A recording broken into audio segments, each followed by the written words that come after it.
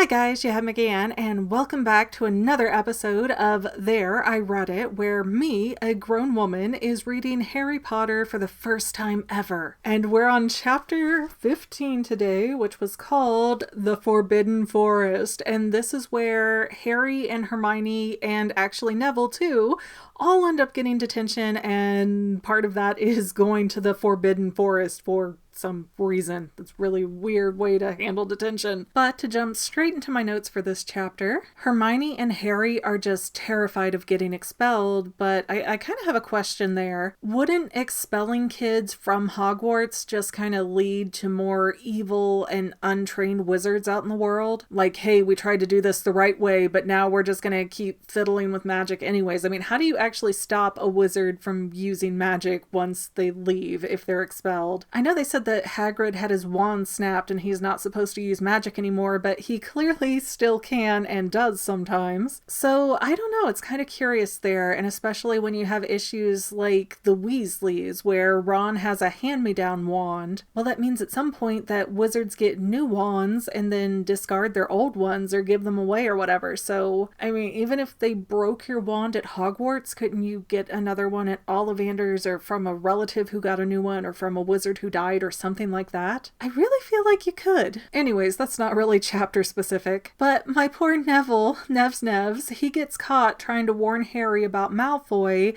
and he just spills all of the beans. He's one of those kids that doesn't get, hey, maybe we don't want the adults to know that there's a dragon involved. My poor sweet summer child, he just doesn't know how to be a liar. But that is an interesting point too, because Neville is so sweet and everything's on his sleeve. You can read him like a book. And in the same chapter, Harry is shown to be kind of more calculating. Not even in a smart way, but he's going through his head like you would kind of expect a normal teenager to do, and trying to figure out a way, what can I do, what can I say to get out of this trouble? But Neville's just like the kid, like, yeah, I did the thing because it seemed like the right thing to do.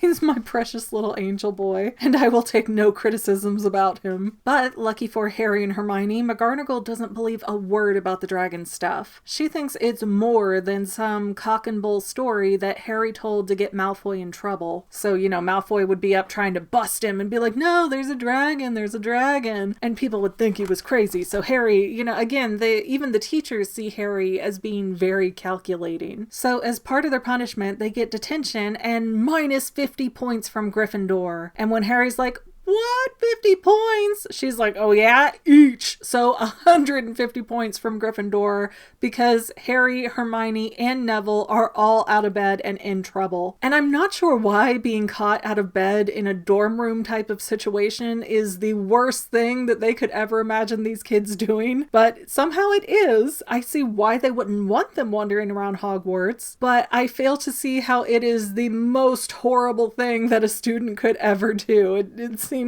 a little bit over the top there. McGonagall, dear, you're a tad bit dramatic. And then the next day comes and they have these giant hourglasses that track the house points, and everybody's like, wait a minute, we were in the lead. How's Gryffindor minus 150 points now? And everybody's furious about it, even Ravenclaw and Hufflepuff, because they're like, oh, Slytherin needed to go down. How could you do this to us? But even on the Quidditch team, nobody wants to talk to Harry. They just refer to him as the Seeker, and Hermione and Neville are really in the same kind of boat. And it's so bad that Harry even vows that he's gonna mind his own business forevermore. And then, as if he challenged fate, Harry walks by and happens to hear Quirrell giving in allegedly to Snape about something, and he thought, oh no, he's gonna know how to break Quirrell's spell on the Sorcerer's Stone, and now he's gonna get past Fluffy and get it. Harry's super torqued up about it. But then they get an owl that says they have an 11 p.m. detention with Filch, who takes them to the Forbidden Forest, who is then handing the kids over to Hagrid. And apparently the old punishment was hanging kids by the wrist from a ceiling with chains, and they had to do this for several several days. And that's another thing I have a question about. Like, did the house cup come as a replacement for the punishment system? Or was it like you lost points from Gryffindor and you're going to hang off the ceiling from chains? For whatever it's worth, though,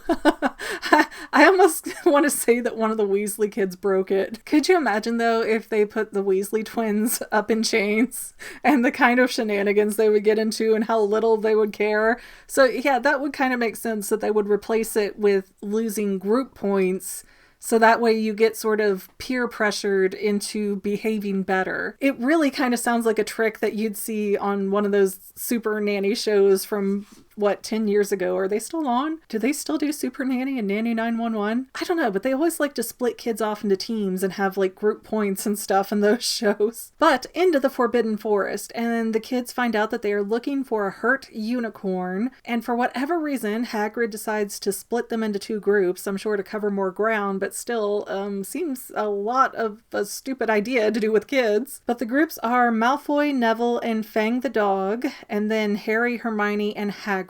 Their system is to shoot out green sparks if they find the unicorn, or red sparks if they run into trouble. And unicorns have silver blue blood, which they're finding all over the ground in all kinds of weird splattery positions. It looks like a crime scene out there. And Hagrid freaks out a little bit because he hears this weird slithering noise from an animal he can't identify, but he's really sure that whatever is hurting the unicorns is not something that belongs in that forest. It's not natural or native there. And they already found a unicorn dead, so they're really worried about this injured one. But then right after they hear the weird slithering sound, they find Centaur Ronan, and he just keeps saying Mars is bright tonight. And Hagrid's trying to ask him questions about if he's seen anything, if he knows anything, and he just keeps talking about Mars. And then Centaur Bane shows up, and when Hagrid questions him, he just goes right over by Ronan and says the same thing, like, oh my, Mars is bright tonight. Then some red sparks show up, and Hagrid panics. He goes to find Malfoy and Neville, just to find out that Malfoy had tormented Neville,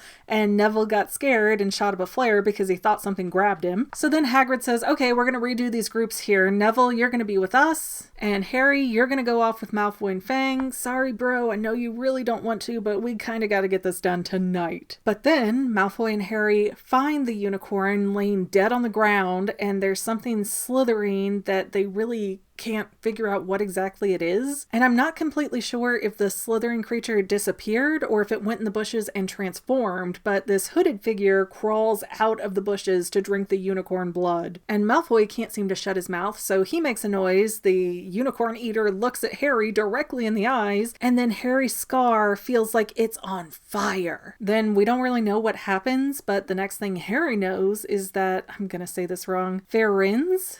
F-I-R-E-N-Z-E, Frenzy? I'm going to try Frenzy. I think that sounds cute. But the Centaur Frenzy shows up, and he's got a Palomino body, which is how you can tell them apart, apparently.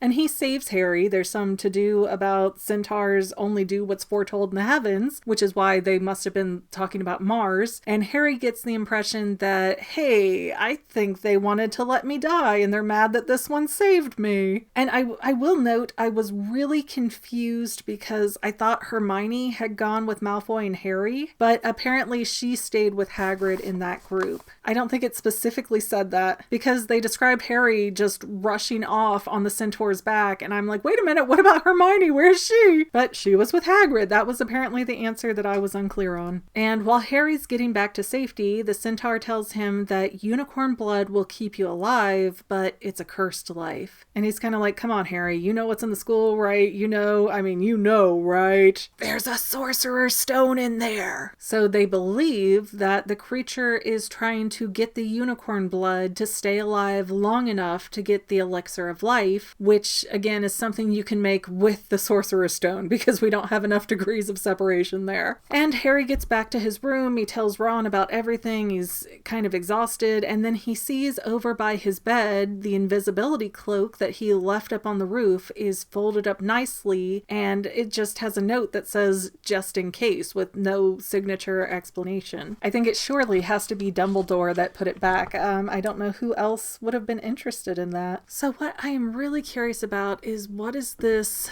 Mars looks bright tonight stuff all about? I'm kind of researching it over here.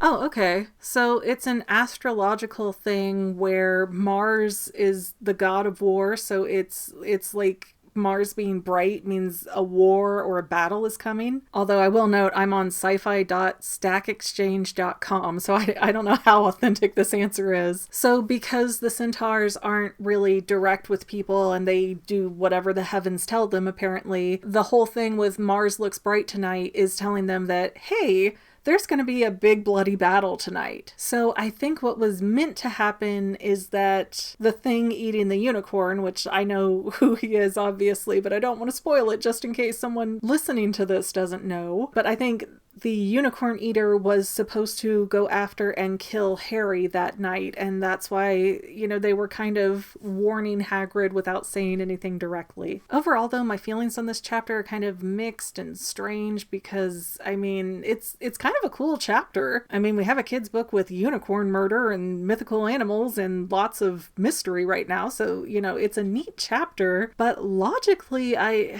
don't know, this whole idea of, hey, you have detention, and that detention is going to be in the Forbidden Forest thing just doesn't feel right. Who arranged that, and why would they think, hey, there's some non-native species of something in here killing unicorns, which is a big taboo no-no for every animal and creature in the world, but let's go take some first-year 6th graders in here and see what happens. This seems like a grand idea. It had to be Dumbledore, right? He would be the only one able to authorize a punishment that weird, right? Surely if Snape or Quirrell or even McGonagall said, well, they'll be Hagrid's assistant while he's in the Forbidden Forest, nobody would have greenlit that. Plus, you have the fact that the detention applied to Malfoy too, who's in a different house. So if it were the teachers that were calling the shots for the detention, I don't see where it wouldn't be separated by house. Snape would decide Malfoy's detention and McGonagall would decide Harry, Hermione, and Neville's. So, yeah, we've got a lot of intrigue in this chapter and only 2 chapters left till the end. So I'm really excited. I've almost read a whole novel for the first time in a very long time. Well, okay, that's not true. I have read books. I read Wonder not so long ago, but I don't think Wonder is anywhere near as long as Harry Potter and the Sorcerer's Stone. Anyways, guys, thank you all for watching and sticking with me through to the end here, and we're at our home stretch, so we'll see you next time, family members. Filming with wet hair, 'cause I'm out of time, 'cause my husband won't go back to work and get out of my schedule's way. Well, family members, we're almost done, but I want to invite you to hang out with me in some other places. I'm on Twitter and Instagram as my own personal self, and I have a Facebook page too, but I mostly just post photos over there. And sometimes people say, hey Megan, I want to mail you something. How do I do that? Easy. Just click the About tab on my channel page, and my most current P.O. Box info will be right there. I also run another channel, The Family. It's really a hodgepodge channel where we might post anything. Oh yeah, and I also sell shirts and stickers and stuff with the Family and the Fangirl logos. If that is your cup of tea, I have a link in every description of every video. Finally, if you want to help out the Fangirl channel and make sure I'm putting out video essays for years to come, the best way you can help is by subscribing and watching more of my videos, whether they're new, old, whatever. Maybe even share 1 or 2 on social media, help spread the word. People who watch to the end of videos, like you, helps to tell the site, hey, this is a good video, we should recommend it to other people. So if you made it this far, leave me a comment of something like, hey, I made it to the end. Love ya. See you next time, family members. Bye.